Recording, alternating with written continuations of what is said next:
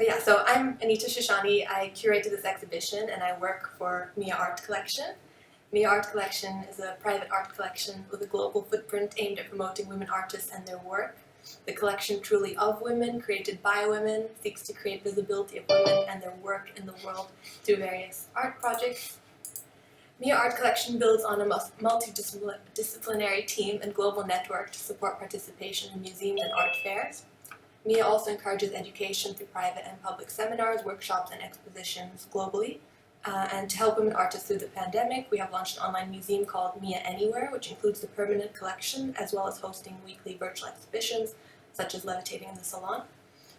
So Levitating in the Salon shows the work of 4 incredible Emirati artists, 3 of whom are partaking in this conversation today. So Alia Alawadi is an artist and writer. She received her BFA in animation design with a minor in curatorial practices from Zayed University in 2020. She's based in Dubai, uses her works to pay ode to the subtleties of growing up in an environment in seemingly constant cultural and industrial flux. These influences are communicated through themes of nostalgia, gender, mysticism, globalization, and internet culture. Sara El-Agroubi is an Emirati multidisciplinary artist with an MA in painting from the Royal College of Art, London. She explores notions of culture and identity of both Middle Eastern and Western contexts through colonial discourse, including notions of whitewashing and othering. Her practice mines personal and collective experiences that portray an agile simplicity and expression of place, borders, and a sense of belonging. She's also the co-curator of Banat Collective, a creative community that discusses intersectionality, feminism, gender, and identity politics in the Arab world. Her work has gathered the attention in leading design magazines Estro, ID, and Close Up, and have been exhibited regionally and internationally at Somerset House, London, Salon del Mobile, Milan, Versus Art Project Istanbul, Venice Biennale, Dutch Design Week, Middle East Collections Room, Berlin, and Warehouse 421, Art Jamil, and Abu Dhabi Art. Aisha Al-Ahmadi is an artist, writer, and aspiring curator. Aisha received her BA in Fine Arts from Zayed University and is currently following her Master's in History of Art and Museum Studies at Sorbonne University, Abu Dhabi. Her work is often research-based and centered around themes of identity politics, truth, and perception. The artist aims to establish some sort of middle ground with her work, a form of reconciliation, and a sense of belonging. The mediums she feels most comfortable expressing herself in are drawing, printmaking, painting, photography, and sculpture. Alejandra Castro is the founder and director of MIA Art Collection. Alejandra has been dedicated to philanthropy for the last 12 years. She is the founder of Mujer Afina Foundation, one of the founders of the Gender Equality Roundtable in the Chilean Senate, member of the board of the Frederic Chopin Foundation, the first Chilean to be elected to the board of the Worldwide International Chopin Society Federation, and founder of the project Exiled for the Arts, New York City. Her love of the arts guided her to join the board of the Museo del Barrio in New York City for 5 years, integrating for the 3rd year in a row the Latin America Art Acquisition Committee for the New York City-based Guggenheim Museum, and also being part of the Guggenheim Middle East Committee in Abu Dhabi. Her commitment to build towards a better and more harmonious and balanced society is expressed through her active engagement with organizations protecting the environment, promoting gender equality, promoting music as part of basic children's education, through collaborating in building music rooms, libraries, and green spaces in underprivileged schools in Chile. So, Alejandra, would you like to say a few words about Levitating in the Salon? Of course, too many.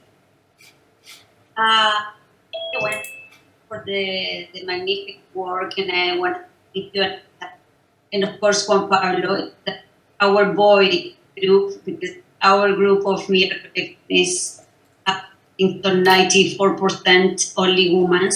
Juan Pablo is a director of the museum, and Anita, I want to say thank you. The second time you do something magnificent and a very beautiful exhibition, and of course for me the more important is say thank you to the artists. When I see the talent of the architects, Sara, the Alia, Aisha, Fatima, and of course I understand for what is so important the visibility of the artist in the world. I lived 2 years here in Middle East, in Dubai in particular, and observed what happened in the art in this region. Sorry, my language is Spanish. For this, my is not good. But when I'm observing what happened, I'm very surprised and low participate of the women in the art.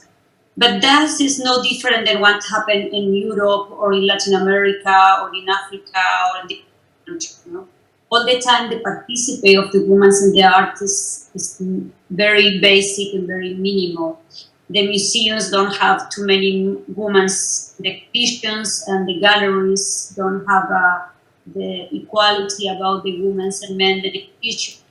And for the university, have more studies women in the arts. And for this reason, I don't understand what happened. For this, I'm creating my collection, MIA art collection, is only for female art. And virtual museum is one part of the MIA collection and support this project, like this project from Anita. And I'm very happy then working with Emirati artists. I think the talent do you have, and I see your curriculums is a very young woman, and the curriculum is pretty fantastic, and the creativity, and especially in this so complicated moment of the pandemic, so complicated for everything, you know. Now and today I speak with one person and tell me, no, for me it's very different. Yeah, for you and for many people that I know in different countries about the different levels, no? But then especially for artists, and I think so it's a very important work together and the women support together.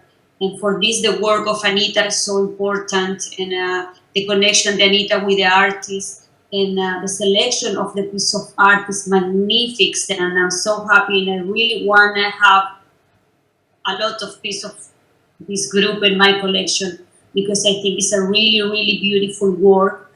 And nothing, I want to say thank you for your time, for your dedicate, and please help me to the visibility, the other artists, and believe by you, believe in the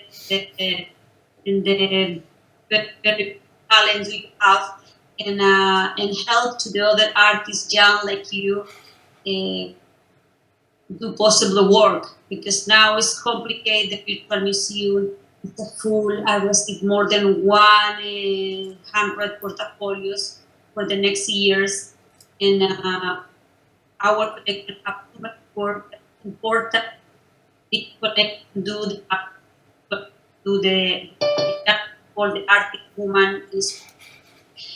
And nothing more. Thank you, and I'm enjoying too much. And I hope you are enjoying this work, this virtual work. It's no easy. It's difficult sometimes. I understand for the people, but I want to tell you, give opportunity for I don't know how many million person visit this exhibition in the different countries. The other day, I speak with one person, very old, a little sick with COVID, and these people send me the WhatsApp and tell me I'm very happy because about MIA collection for me is possible visit art than my telephone in my bed, you know what I mean?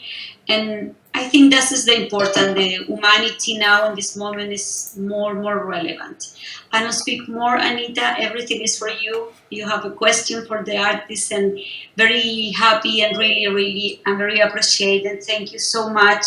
And the MIA have the open doors for you, whatever do you need. Thank you, Alejandra. So just so everyone knows a little bit about the exhibition, I'm going to read from the curatorial text. So, Levitating in the Salon refers to exploring an alternative world ungoverned by the laws that bind us to reality, a world beyond the laws of physics or society's many unwritten rules. Levitating immerses us in the magical and occasionally risky realm of dreams and visions foreign to a comfortable salon. In the context of 2020 and 2021, amidst the coronavirus pandemic, where quarantine and isolation have become part of our vernacular, many have realized that physical boundaries cannot restrain their creative spirits. Alia Al-Awadi, Aisha Al-Ahmadi, Fatma Al-Kindi, and Sara Al-Agrubi express visions of their own worlds, grounded in reality through the deep emotions they draw on, while their imagined worlds are filled with original and unknown figures and sensations. The artworks in Levitating in the Salon are an array of blooming Emirati artists' work in the growing cultural garden of the UAE. So, first question, and so the questions are going to be directed to the artist, and if anyone in the audience has questions, if you could write them in the chat, that would be great, and afterwards, at the end, we'll leave some time for questions as well. But yeah, so the first question for the artist is, Your work shares the sensations of visions or dreams, almost psychedelic, introducing new dimensions. Is this something you intended? Is this how you experience your work? I think I'll go first with that one. So in terms of my work, I do use a lot of like dreamlike sequences and a lot of imaginative sort of characters in my work in order to create this sort of really harsh juxtaposition against the realities that I think a lot of girls in my social class face. So I'm an Emirati woman now. I'm an Emirati woman that was basically raised in a very fundamentalist, conservative like neighborhood that's actually common for a lot of girls in the area, specifically where I live. And there was this common theme, and I feel like it's sort of common in a lot of like conservative and fundamentalist societies to like basically relegate women to the domestic sphere of the home. And when I was in high school and when I was in middle school, it wasn't that different. We weren't allowed to like leave the house. We weren't allowed to have sleepovers or anything like that, or take any time outside of our school time to interact with anyone else. And that came from obviously the sort of like patriarchal sense of like conserving the purity of the women in your household, whether they be your daughters or your mothers or your sisters or whatever. So I guess the imagination that I use tries to juxtapose like that, like very harsh, very mundane, very static reality, and try to sort of reconcile it with this sort of like magical experience of femininity and like the femme experience. And I think like it's almost like a coping mechanism to sort of reconcile myself with the trauma that I faced as going through that period. So it's like the figures are sort of representative of like the potentiality of divinity within like the feminine experience. And I think that like imagination and putting so much color into that experience is something that helps me work through it and learn how to cope with it better and maybe come to terms with it rather than spend like the rest of my life being bitter about that sort of lost period. So yeah, for me, that's why I use that sort of like psychedelic and imaginative imagery in my work personally. Yeah, that's such an interesting response, and I think it's really interesting that now with pandemic we're all stuck inside, and I feel like your work takes on new context as well because of that. Do you guys have something to add? Yeah, I could just sort of jump on the heels of what Ali was saying. I think for me, during most of the work that I produce is I find very contextual and very relational. So I think they are windows into different aspects of my life. And I think when COVID happened, we were all going through a really bizarre, dysfunctional form of existentialism. And that existentialism was coming out in really strange and bizarre ways that I couldn't quite make sense of. And the only way that I could make sense was to unpack it onto a surface. And that surface was, a combination of marks and shapes and depth and dimension. And what I also noticed quite early on in the pandemic is that I dream quite vividly. Normally, I'm a very active dreamer. I sometimes have even like voiceover commentators in my dream, which is really interesting. And when I was dreaming during the pandemic, I stopped dreaming altogether. It was just like a black void. And so I started to kind of revisit these like imagined experiences of these vivid landscapes that I couldn't quite access anymore because I wasn't really leaving the four walls of my apartment. And so I almost, in a way, having those experiences leads to an experience of like imposter syndrome, where you think like, am I even a good artist if I can't create work outside of a thing that actually serves my creative practice? So a lot of questions of like, self-worth and feelings of lack and feelings of like, I think it was more like feelings of inadequacy were coming out through the canvas. And because I had no boundary that I was placed in, it was almost as if I had free range to invite failure to to my doorstep. And so this is how the series kind of came to be. It was a combination of so many different things, but resulted in what you see as part of the exhibition. Mm. And how did you come up with your technique? Because you carve into the paintings, right? I do. So this, it's actually really funny because people ask this question all the time. It happened by accident, funnily enough. I was taking a topological 3D modeling course in my undergrad, which was many, many moons ago. This was like 2011. So I'm not that old, but a little old. And I just remember being fascinated by the ability to alter a surface. So it doesn't necessarily stay flat, but there's an articulation and a language and almost like a vibration that can take place through extrusions and depressions in the surface. And because of the topology of a surface, I sort of mimicked that same logic onto the surface of a canvas, but rather applying paint and starting with the topology of a surface changing with these marks, that I actually build the surface first and I treat that as a sort of canvas. And then I do a process of extraction and removal. So there was something that I think is embedded, and maybe Alia and Aisha can sort of agree, but I think, the same way that we kind of, we don't like date people for who's the right people that we date with our complexes. I think also we paint with our complexes. And that comes from an understanding that there is something deep within me that really I find so curious and so exhilarating in the process of like revealing and unmasking. And so the process of carving is this like obsessive, repetitive motion and very physical, because there's such a strong element of physicality to the process. And there's such a methodical way of creating that this idea of like revealing this kind of secrecy and embedding the history of something that's in front of me, I find so fascinating and exhilarating that I think really feeds into any of the reason why I predominantly work in that technique. So it came by a happy accident and then kind of continued with this obsession. So I don't know if that answers your question. Yeah, wow. And how long were you using this technique? Did you use it before the pandemic started?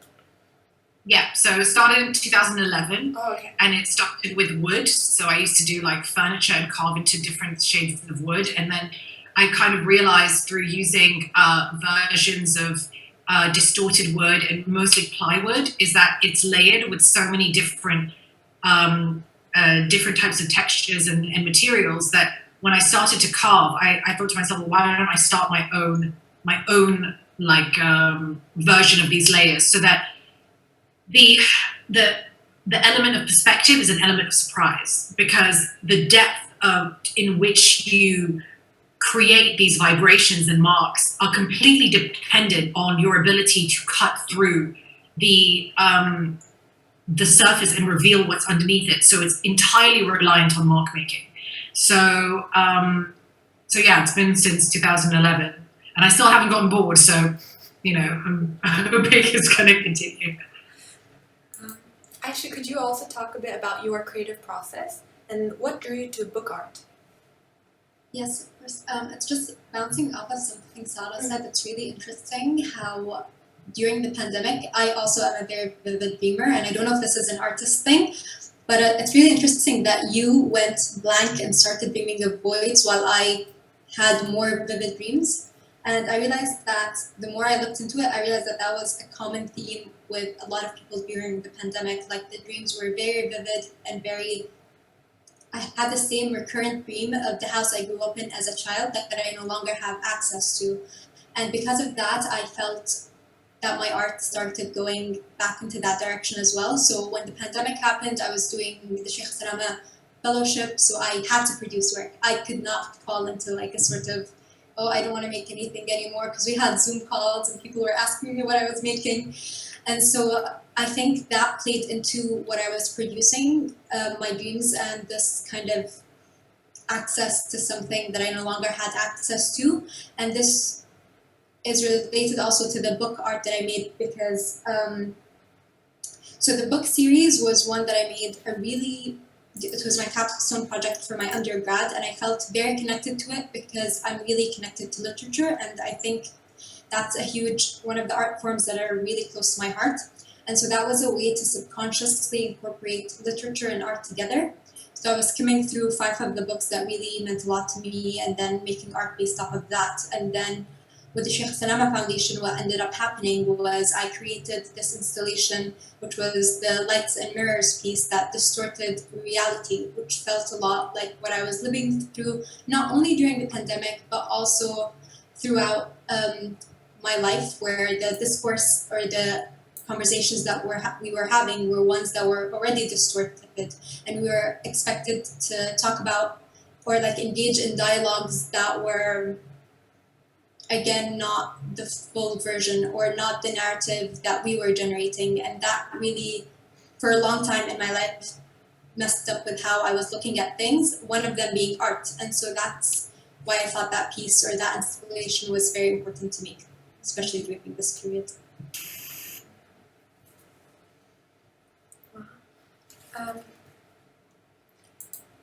So you've already touched on this, but could you speak to your experience as an artist that is also a woman and Emirati in this country right now?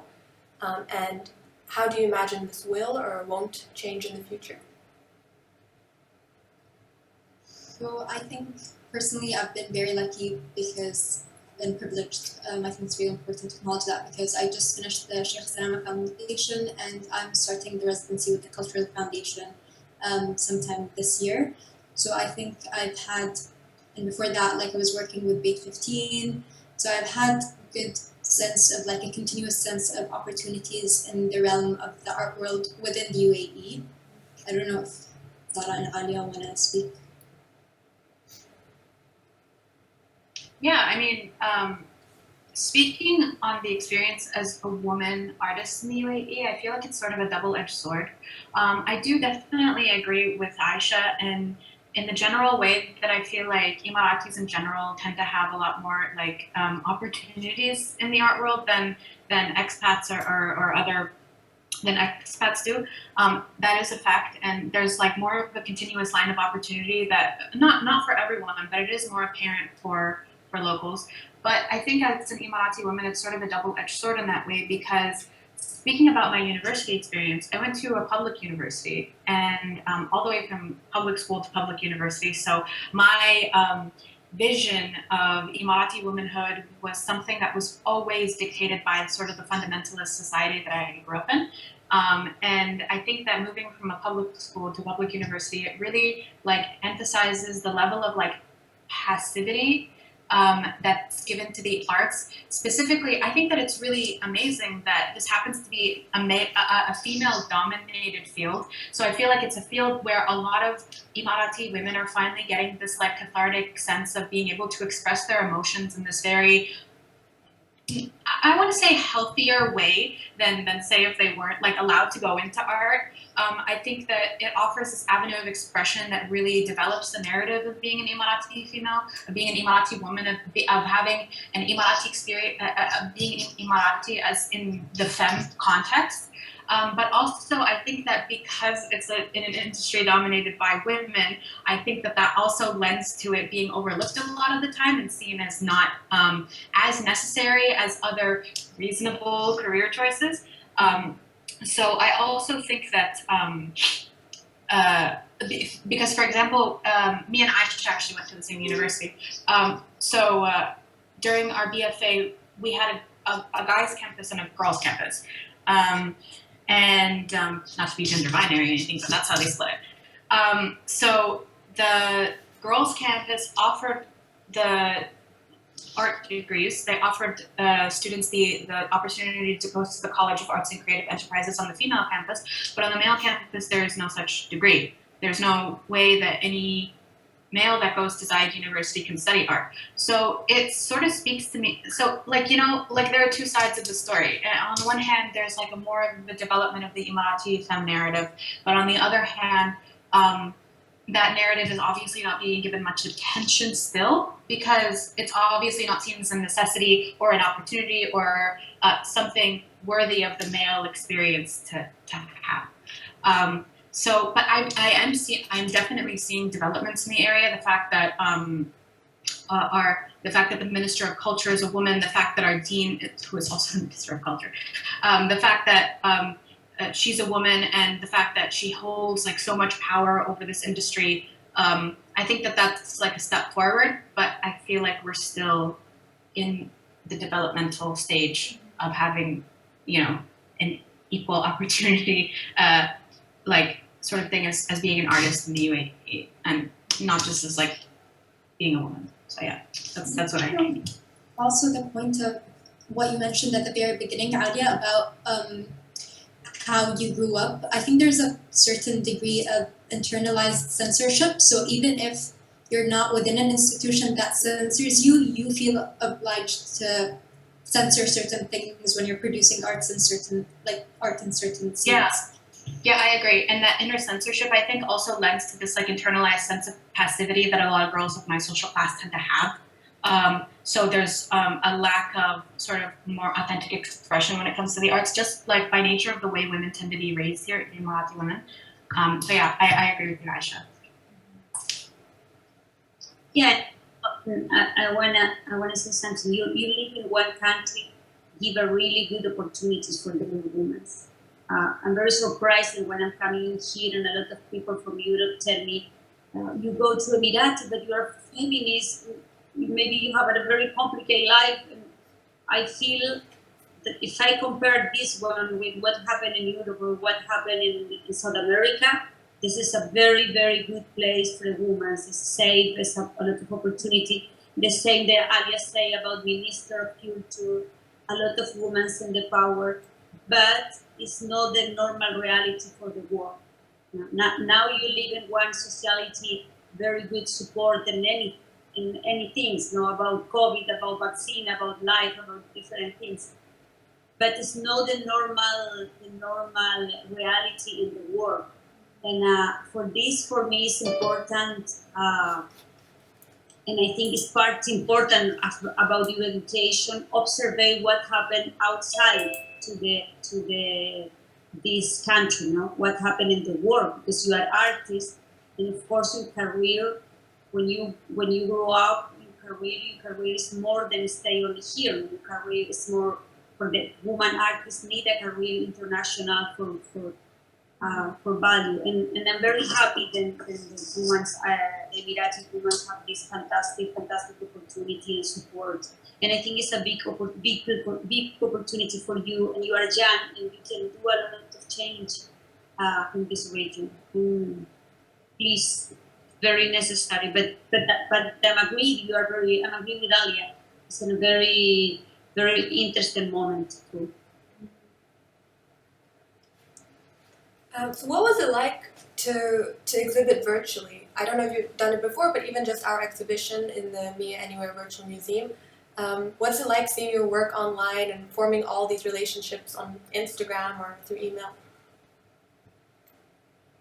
I was going to just go off of the heels of what everyone was saying before, but it's okay. I'll No, jump no, into please. Whatever, we have time for you, so whatever you want. No, I was just going to say that I think it's really interesting when we talk about. I think I'm not sure about Aisha or Alia, but I often get asked, what does it mean to sort of be an Emirati artist in the UAE? And this is a constant, like, regurgitated question that gets asked amongst many kind of like people who are like quite inquisitive. And the truth of the matter is, I think it's a very, very specific, very unique, very individual experience. Because, for example, I can only speak for myself, but I didn't grow up in the UAE. I wasn't born in the UAE. I came to the UAE quite late in life. And so me sort of discovering what it meant to be Emirati, I first had to unpack what Emirati was or what it meant, not just within this context, but outside of this context. And I think that Alejandra was saying something regarding you know, how it's not the norm for, you know, for women to kind of do this or be part of this kind of experience. Well, yes, in relation to her lived experience, that it's not the norm, but it is the norm here, because the arts was governed mostly by men. Actually, when you talk about the sort of the established artists, Muhammad Ahmed Ibrahim, Muhammad Qadim, Hassan Sharif, Muhammad Mazlouri, these are all men who were the sort of pioneers of the art practice, with the exception of Najat Mekki as an artist and scholar, as well as like Nujum Ghanem, the filmmaker. So apart from that, it was a very male-dominated field, because men had the ability to live abroad, gain scholarships, to actually study and work outside of the UAE, either by way of a boarding school or by way of just you know, kind of gaining knowledge and creating a more multicultural, diverse space in which the traditional stage could exist in. And so it fell into the lap of many women because it was an outlet for women to translate their understanding of like their sociocultural tendencies through visual expression. So it did become a very female-dominated you know, practice. But I would actually say that a vast majority of the artists out there that are sort of established and sort of would say half and half, men and women. And actually most of the men that are in sort of the art practice are not professionally or education by they're artists by trade. They actually weren't trained as artists. They didn't study art. Like Muhammad Ahmed Ibrahim is a good example. He never studied art, you know. A lot of them are self-taught. And this is something that is actually, I have witnessed is glorified through men, but not for women.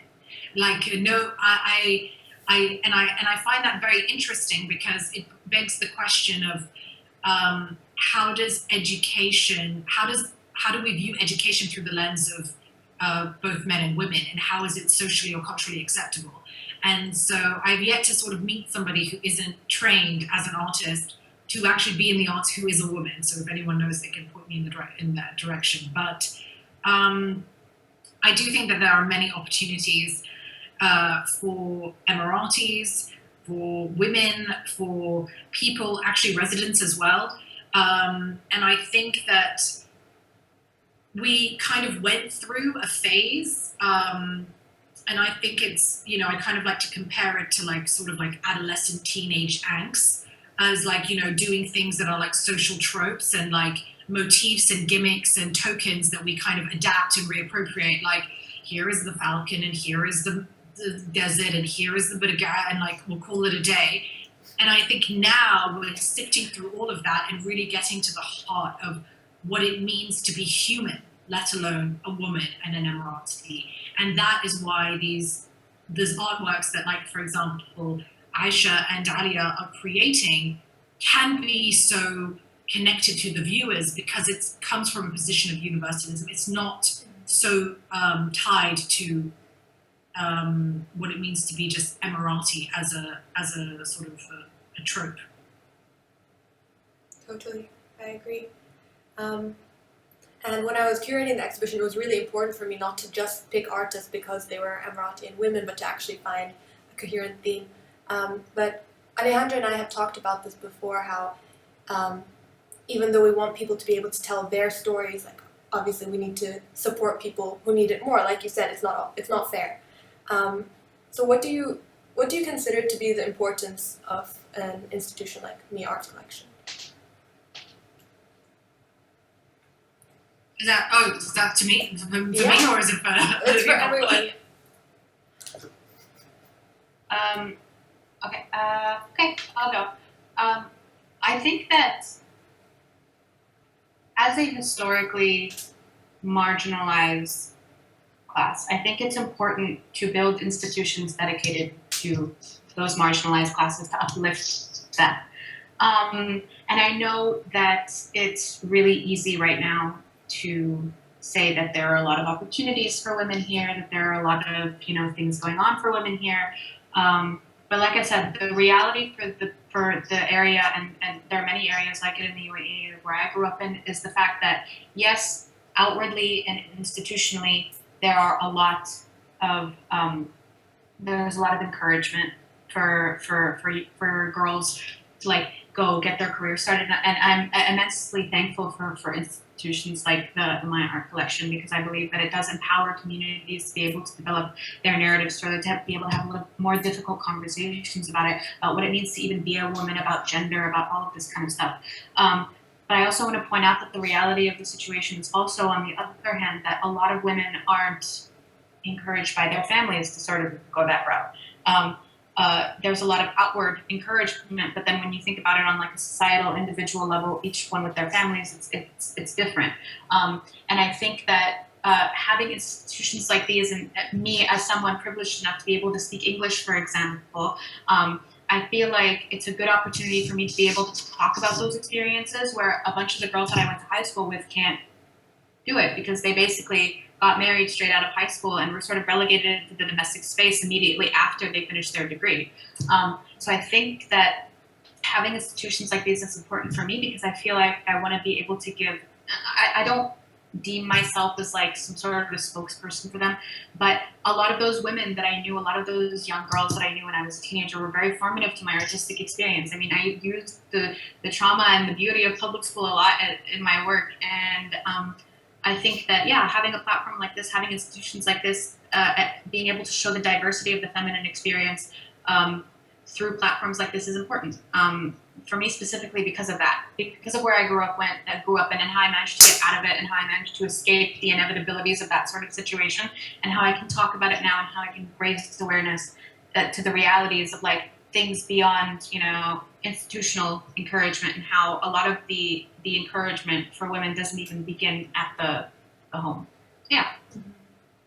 Definitely. I just want to say what Ali said. Sorry, Aisha, and I'll make it as short and brief. But I think, being Emirati, one of the facets about being Emirati, because I think your question was like Emirati and a woman, is that as an Emirati, it is your social responsibility to do something about the platform that you're given, with the platform that you're given, and with the voice that you are allocated. Not because it is a space for people to kind of exhaust their narcissism and their sense of entitlement and privilege, but it is a place in which you are creating spaces for people to exist because you are already part of a culture that is a collective.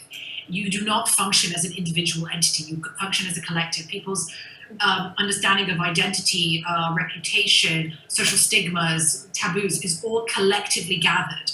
And so that from that collectiveness, you have to be willing to speak on behalf of people who cannot speak for themselves. So when Alia kind of says, that, I'm not really like a advocate or a spokesperson, but I would disagree. I think you are. I think with every action that we take, even this discussion is vital for those who need to know that there is a safe space for them to exist, and also a chance for them to see, which I always harp on, is that in order to really understand civic society and have a reflection of society, is you have to see yourself reflected in that. And if you don't see yourself reflected in civic society, and you don't have a representation of what the societal fabric is, then you're not doing a good job.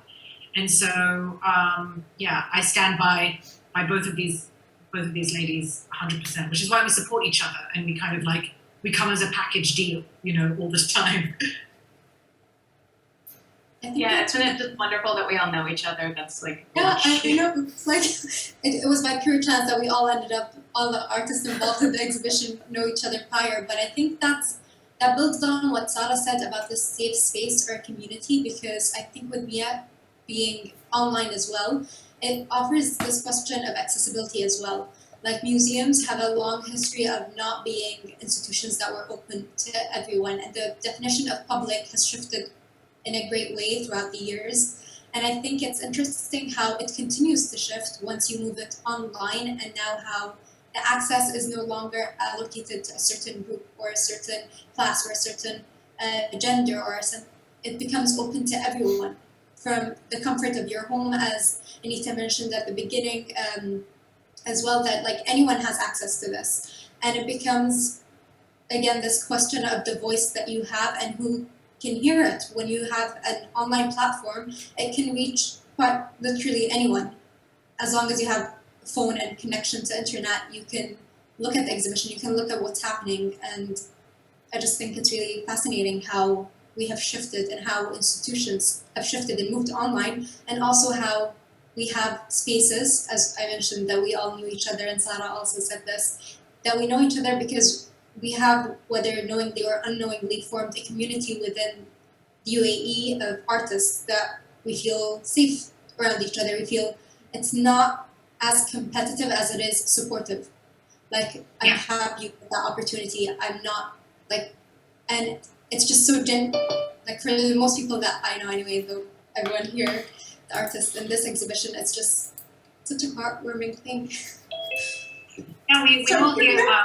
Yeah, we're here to like support each other, but I think also we have to, and it's not always the case, and I think that that's something that can be seen on a sort of like on a spectrum in terms of like the threshold that is like the competitive nature of our understanding, which we come from, which is like the first person to do a backflip off of a mountain, the first Emirati to, sing, Frere Jacques on, like, we have this like need, this incessant, obsessive need to like overextend this like level of like accolade or like creative achievement. And so we are very aware, and this is something I always like reiterate whenever I'm doing these kind of interviews. Context is so important. Like, our community in the UAE is so unique because we are unlike any other country in the world. Our parents are older than the actual country. We are a population that is completely gender imbalanced. I mean, we have almost the highest demographic of limited ratio for men to women. We also are a demographic which is about 70% is under the age of like 35. So we are a very young country forming crazy strides in agriculture and technology and innovation and leaping mountains, opening doors and competing on the sort of global art market at such a rate that like other countries wouldn't even dream to keep up with. So we also have to recognize that we have to go through this like teenage angst before we can blossom into a beautiful young woman. And I think that need, that protection that we have of each other to support each other and to recognize like there is enough table at the room, there's enough room at the table for everyone to sit, and everyone has a space here, that is something that we constantly regurgitate and reiterate. Like, Aisha, I haven't seen in a while, but like Alia, it's like support all the way. You need something, I've got your back. Like, no questions about it. If I needed something, she'd be there for me to support. And it wouldn't even be something that we would hesitate on. It was just like, it's gonna happen.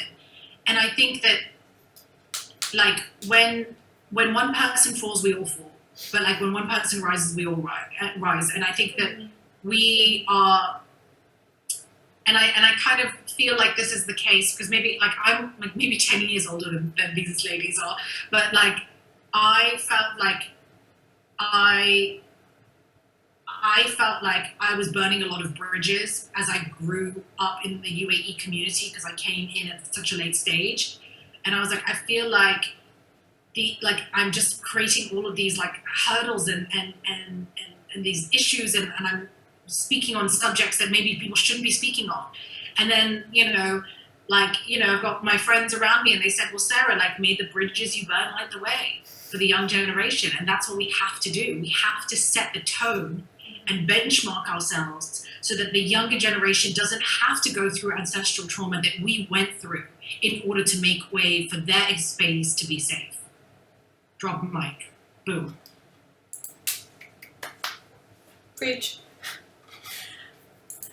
Does anyone have anything to add?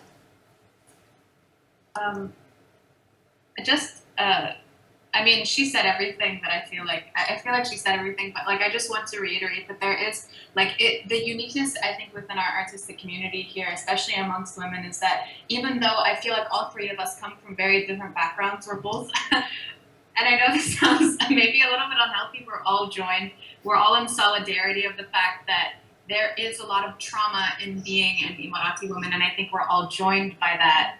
And I think that because we have this sort of community and this sort of like, I'm thankful that we're all able to do art in order to create like this conduit of expression, so that we don't end up like killing people. I think it's really lucky. Yeah, I agree with everything she said.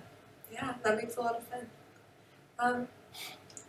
We can open up the floor now to any questions, if anyone wants to ask the artist a question. Don't hold back. This is like a therapy session that we did not ask for, but go ahead. And after Adia said we're bound together by our trauma, I feel like everyone can now unpack your trauma. Yeah, exactly. So there's gonna be tears before this talk ends. And no judge zone, it's a safe space. Yeah.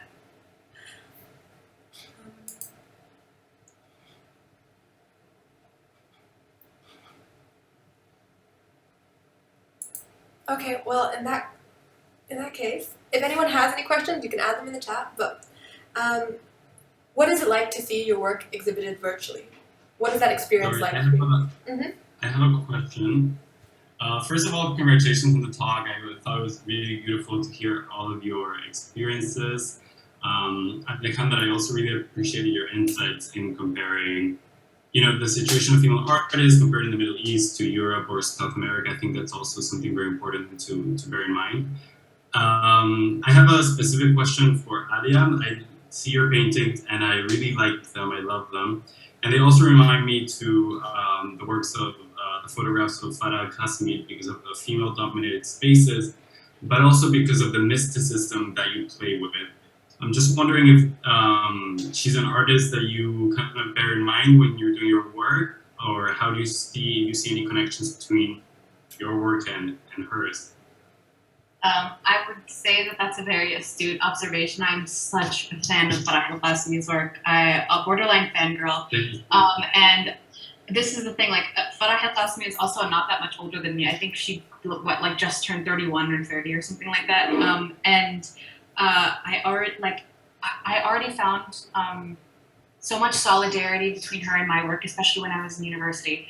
So yeah, I am a really big fan. And actually, yeah, her color palette and a lot of the things that she chooses to talk about, especially like how she chooses to interpret a lot of the Emirati experience through the lens of kitsch. I thought that was an excellent way of like observing the experience, and it felt like no one had done it before. It didn't feel cliche. So yeah, I definitely do derive a lot of inspiration from Farah Al-Qasimi's work, and I actually had the pleasure of meeting her when she was here a couple weeks ago, and yeah, I feel like we could be really good friends. But yeah, Farah Al-Qasimi is a really big inspiration for me, definitely. That's amazing. That's great to hear. Thank you. Thanks, Vala. Okay. Any more questions?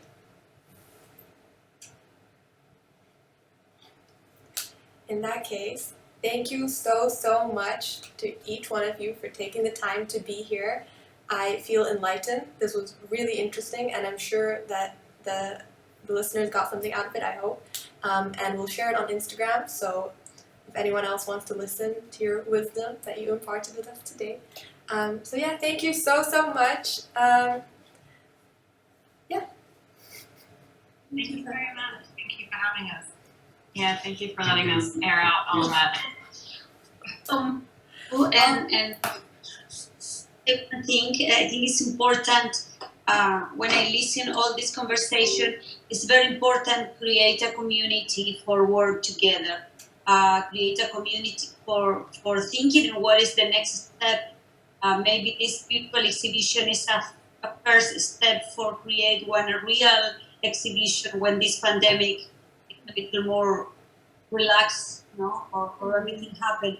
But I think it's very beautiful listening every experience and a beautiful work and all these artists and the people work with us together. And thank you so much. I'm very appreciated. And I think, Anna, you have a fantastic future in the art. And I know this. Thank you. Thank you. Ciao. Ciao, everyone. Take care. Thanks so much. Take care. Yeah. Bye.